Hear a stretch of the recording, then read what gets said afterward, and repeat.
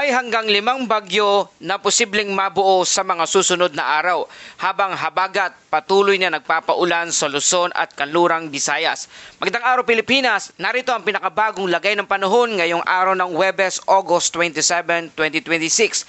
May mahalagang weather update tayong dapat bantayan. Sa ngayon, maaring wala pang aktibong bagyo sa loob ng monitoring domain ng Pag-asa. Ngunit hindi ibig sabihin nito na maaari na tayong maging kampante. Dahil sa pinakahuling Tropical Cyclone Threat Potential Forecast, may posibilidad na hanggang 5 weather disturbance o bagyo ang mabubuo o papasok sa monitoring domain ng Pag-asa sa loob ng forecast period mula ngayong araw hanggang September 8. Ano ang pinaka-importanting dapat bantayan? May isang weather disturbance na may katamtaman hanggang mataas na posibilidad na maging ganap na tropical cyclone at may posibilidad ding pumasok sa ating Philippine Area of Responsibility o PAR. At habang minomonitor natin ang posibilidad ng mga bagyong weather disturbance, narito pa rin ang isang mas agarang concern para sa maraming lugar dito sa ating bansa. Ang southwest monsoon o habagat ay patuloy na nakakaapekto sa Luzon at western section ng Visayas. Kaya sa ilang lugar, posible ang tuloy-tuloy o pabalik-balik na pag-ulan, pagkulog at pagkidlat at sa mga lugar na nakakaranas ng mga malalakas na thunderstorm, posible rin ang flash flood at landslide. At para sa ating mga mangingisda, marino at mga nakatira malapit sa baybaying dagat, mag-ingat dahil ang ilang karagatan sa Luzon at western Visayas ay nakakaranas ng moderate hanggang rough seas na may taas na alon na maaring umabot hanggang 1.5 hanggang 3.4 meters ang taas. Kaya manatili hanggang dulo ng ating weather updates dahil pag-usapan natin ang mga sumusunod. Una, may bagyo na ba sa loob ng monitoring domain ng Pag-asa? Ikalawa, ano ang sitwasyon na dating bagyong Obet o international name na Saudel? Ikatlo, alin sa mga posibleng weather disturbance ang may pinakamataas na posibilidad na maging isang bagyo? At ang ikaapat, posible bang magkaroon ng bagong pangalan ng bagyo sa listahan ng Pag-asa at kailan maaring gamitin ang pangalang Pilandok, Queenie at Rosal? At syempre, aalamin din natin ang detalye ng forecast para sa Zambales, Metro Manila, buong Luzon at Visayas kasama ang Mindanao.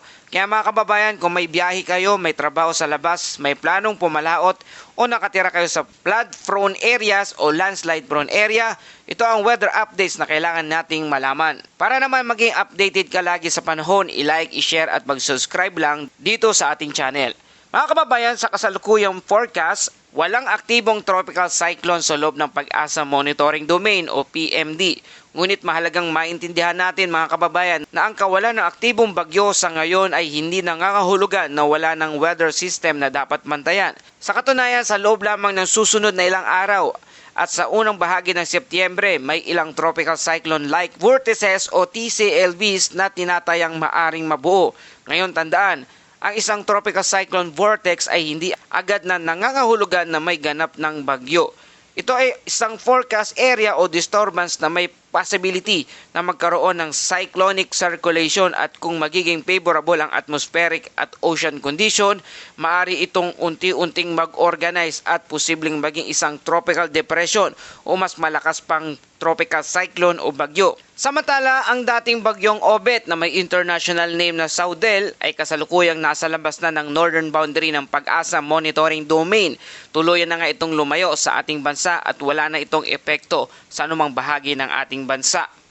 Ang pangunahing weather system na nakakaapekto ngayon sa Luzon at Western Visayas ay ang southwest monsoon o habagat. Kaya kahit walang direktang bagyong tumatama dito sa ating bansa, maaari pa rin magkaroon ng malalakas sa pag-ulan at thunderstorm sa ibang bahagi ng ating bansa. Ngayon naman dumako tayo sa ating Tropical Cyclone Threat Potential Forecast. Sa week 1, mula ngayong araw hanggang September 1, dalawang pangunahing tropical cyclone-like vortices ang dapat bantayan. Una ang TCLB1. Ang unang sistema na TCLB1 ay tinatayang mabubuo sa pagitan ng eastern boundaries ng Philippine Area of Responsibility o PAR ng Tropical Cyclone Advisory Domain. Ito ang isa sa mga system na may mahalagang bantayan dahil meron itong katamtaman hanggang mataas na posibilidad na maging isang ganap na tropical cyclone. At hindi lang yon, may posibilidad din itong pumasok sa loob ng ating Philippine Area of Responsibility habang kumikilos patungong Taiwan. Kaya sa mga susunod na araw, ito ang isa sa mga system na maaring maging sentro ng ating weather monitoring. Abangan natin kung magiging mas organisado ang sirkulasyon nito at kung magiging sapat ang kondisyon ng karagatan at atmosphere para tuluyan itong maging isang tropical cyclone o bagyo. Meron ding TCLB2 na tinatayang lalabas ng northwestern boundary ng Pag-asa Monitoring Domain. Sa kasalukuyang forecast, meron itong mababa hanggang katamtamang posibilidad na maging isang tropical cyclone sa loob ng week 1. Mas mababa ang development potential nito kumpara sa TCLB1, ngunit hindi ibig sabihin na dapat itong baliwalain. May mga sistema na nanatiling mahina at hindi nagiging tropical cyclone o bagyo. At meron namang system na sa una ay mukhang mahina, ngunit kapag nakahanap ng mas favorable na environmental condition ay maaring biglang mag-organize. Kaya mahalaga ang regular sa weather updates. Ngayon mga kababayan, mas lalong umiinit ang ating tropical cyclone monitoring pagdating sa week 2. Mula September 2 hanggang September 8, tinatayang may 3 pang tropical cyclone-like vortices na maaring mabuo sa loob ng Pag-asa Monitoring Domain. Ito ang TCLB3, TCLB4 at TCLB5. Ngunit alin dito ang may mas malaking potensyal? Ang TCLB3 ay may posibilidad na lumabas sa northeastern boundary ng Tropical Cyclone Advisory Domain at Philippine Area of Responsibility. Ayon sa forecast, mayroong itong katamtaman hanggang mataas na posibilidad na maging isang tropical cyclone. Kaya ito ang isa sa mga system na dapat bantayan pagpasok ng unang linggo ng Setyembre. Ngunit muli, malinaw nating sasabihin, forecast potential pa lamang ito. Hindi pa ito isang aktibong bagyo. Samantala, ang TCLB4 naman ay may posibilidad din na lumabas sa northwestern boundary ng Pag-asa Monitoring Domain. Meron din itong katamtaman hanggang mataas na posibilidad na maging isang tropical cyclone. Kaya kung titignan natin ang kabuang forecast para sa week 2, may dalawang system na mas mataas na development potential kumpara sa iba. Ito ay ang TCLB3 at ang TCLB4. Ngunit tandaan, ang pagiging tropical cyclone ay isang bagay at magiging track nito ay isa pang bagay. At ang direktang epekto nito sa ating bansa ay ibang usapin din naman, kaya hindi dapat magpanik. Ngayon, ang ikalimang potential weather disturbance naman na tinatawag nating TCLB5. Ito ay inaasahang maaring lumabas sa eastern boundary ng Philippine Area of Responsibility. Sa kasalukuyang forecast, merong itong mababa hanggang katamtamang posibilidad na maging tropical cyclone sa loob lamang ng week 2. Ibig sabihin, may posibilidad ngunit mas mababa kumpara sa mga system na nakatamtamang hanggang mataas na development potential. Kung pagsasamahin natin ang buong forecast period, hanggang 5 weather disturbance ang posibleng mabuo o pumasok sa monitoring domain. Ngunit hindi lahat ay siguradong magiging bagyo. At kahit maging tropical cyclone ng ilan, hindi rin ibig sabihin na lahat ay direktang makakaapekto dito sa ating bansa. Ang napakahalagang distinction na dapat tandaan ng ating mga kababayan. Sa kabuuan ng ating forecast period, nananatiling mataas ang tropical cyclone threat potential. Anong ibig sabihin nito? Ibig sabihin ang atmospheric at oceanic environment sa loob ng malawak na monitoring region ay nananatiling favorable para sa pagbuo at pagpasok ng mga weather disturbance. Pero muli, high threat potential does not automatically mean high impact to the Philippines. Magkaiba ang potential para sa tropical cyclone formation at ang aktual na threat sa isang partikular na lugar. Kaya ang pinakamagandang approach ay maging alerto ngunit hindi magpanik. Ngayon naman mga kababayan, kung sakaling may pumasok na mga bagyo sa mga susunod na araw, ito ay papangalanan una ang Pilandok, susundan ito ng bagyong Queenie at susundan naman ito ng bagyong Rosal. Kaya maari sa mga susunod na araw o linggo, kung may sistema o bagyo na tuluyang maging isang tropical cyclone o pumasok sa ating Philippine Area of Responsibility, isa sa mga pangalang ito ang maari nating marinig sa ating mga weather updates. Sa kasalukuyan, ang pangunahing weather system na nakakaapekto sa malaking bahagi ng Luzon at western section ng Visayas ay ang southwest monsoon o habagat. Kaya asahan na may mga ilang lugar pa rin na makakaranas ng mga pag-ulan. Pero tandaan mga kababayan, hindi kailangan ng bagyo para magkaroon ng malakas na ulan. Kapag aktibo ang habagat at may sapat na moisture mula sa karagatan, maaring magkaroon ng malawakang cloud formation at thunderstorm. Ngayon naman, para sa lagay ng panahon sa lugar ng Zambales, asahan ang occasional rain dahil sa southwest monsoon.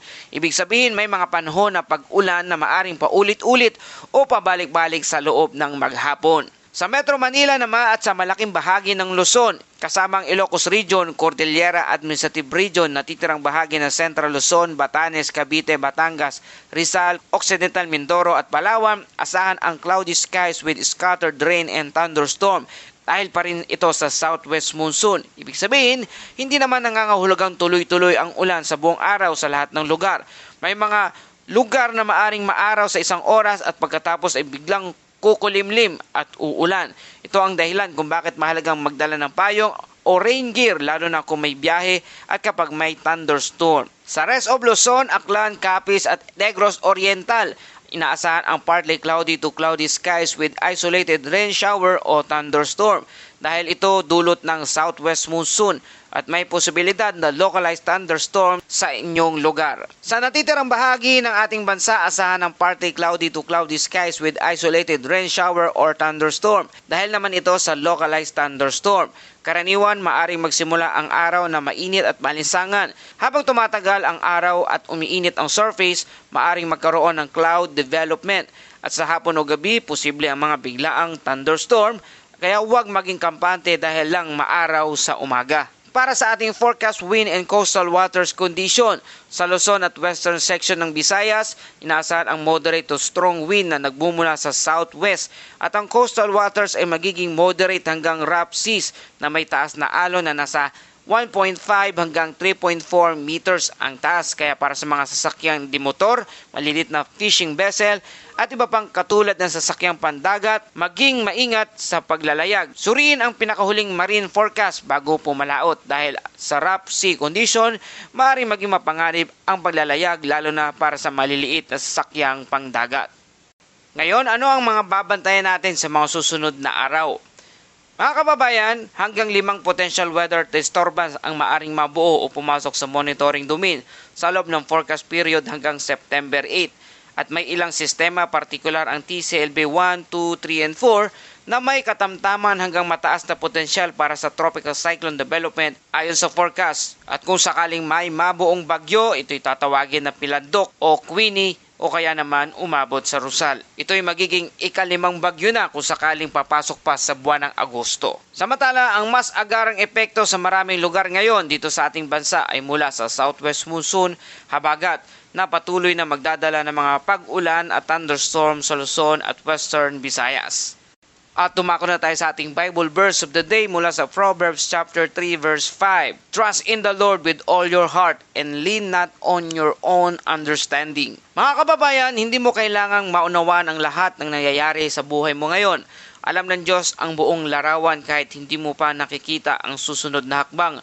Magtiwala ka sa Kanya, lalo na sa mga panahong puno ka ng pangamba at pag-aalinlangan. At yan po ating update sa panahon ngayong araw na ito. Kung nakatulong sa inyo ang balitang ito, please like, share, and subscribe. Salamat sa iyong suporta. Ito ang Pilipinas Weather ngayon na lagi nagpapaalala, mag-ianda, mag-iligtas, mag-alerto, ingat tayong lahat.